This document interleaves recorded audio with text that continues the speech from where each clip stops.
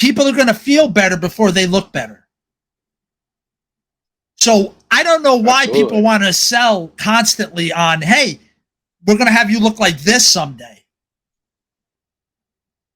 When I could make a person feel better sometimes within a session, depending on who they like, what happened and what they, what the problem is. Because a lot of time, dude, it's not that big of a. I wish people understood, like, pain. As a regular person, you don't know differences. It's just something hurts. So when your knee all of a sudden hurts, you think the worst. Of course. Right away. That's what you think. Oh, absolutely. When a lot of times it's not as bad as you think. Now, not saying that you maybe didn't hurt it, but the reason for it and the reason it's not feeling better is because you're not fixing the root problem. And once you fix the root, now I'll give a quick example because it just happened 2 weeks ago. I have a client. He came to me, said he was playing with his dog. He jumped in the air and kind of landed in a split, and he felt his knee go. And then that was it. His knee was killing him. Damn.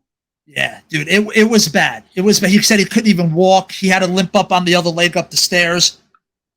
If he stood up straight, he couldn't bring his knee even, dude, I wouldn't even say a quarter of the way off the ground. He couldn't get it up without his knee starting to hurt.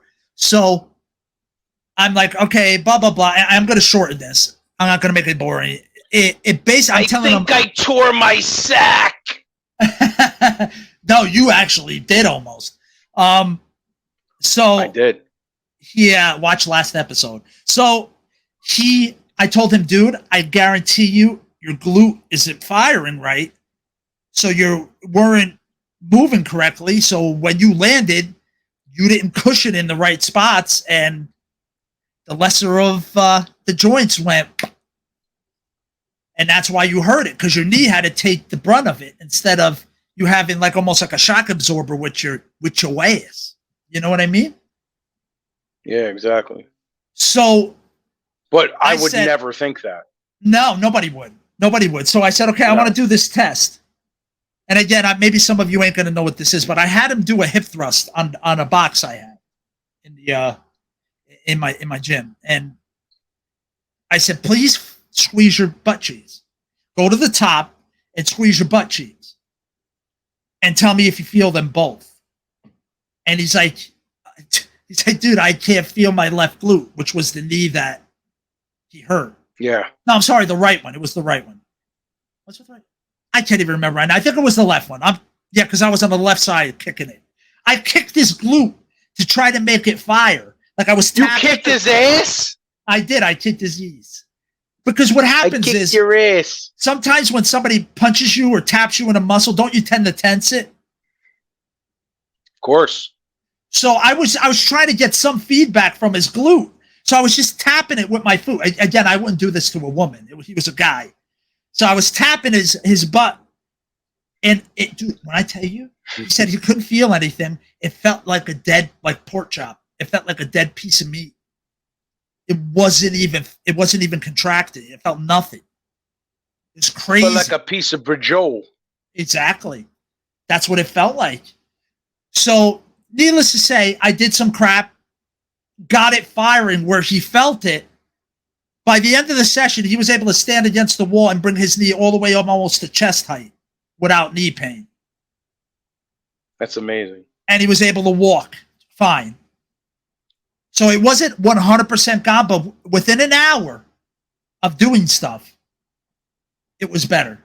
It was better to the point where it just got better from there. So I think he did hurt it a little. He might have overstretched something. He might have slightly tore something. But it would have only gotten worse and or happened again if he didn't get to the root problem. And hence why people continually are in pain and hurt themselves and go get shots and take painkillers and constantly go to physical therapists and chiropractors and don't understand why they'll feel better for a little bit, but then go right back to feeling like crap.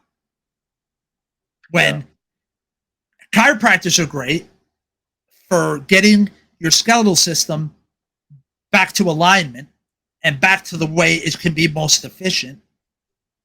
But that's where their stuff kind of ends, in my opinion.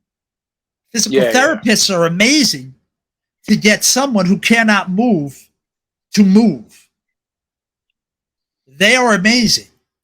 But then again, I think at that point, their usefulness is over. That's where I feel personal trainers should fill that void. But they definitely don't. Once a person's moving, so almost like a triangle. So have the physical therapist here, the chiropractors here, and the personal trainer there. So once you're aligned, you go to the trainer. Once you're moving, you go to the trainer. And that trainer, their job should be to get you moving efficiently, keeping your strength. And then if you're at that balance point, go wherever you want as the client from there. You know what? This is enough for me. I want to maintain it. Okay. You want to keep working with me to help you maintain it? That's what we'll do. Also, I'll be on retainer like a lawyer. You hurt yourself, you know you can come to me and I'll help you. It's kind of like that too. Or, which has happened with clients before, you get to that baseline point and you decide, I want to try powerlifting. I want to try this. I want to do here. I want to be able to do a pull-up. I want to be able to do a push-up. Whatever it is, then I feel once you have that grasp and that mind-body connection of your body again, then you go to wherever you want. Then do whatever you want. Again, I have my opinions on as we get older what we should stay away from. But your body, you do what you want with it. Go. But I'm saying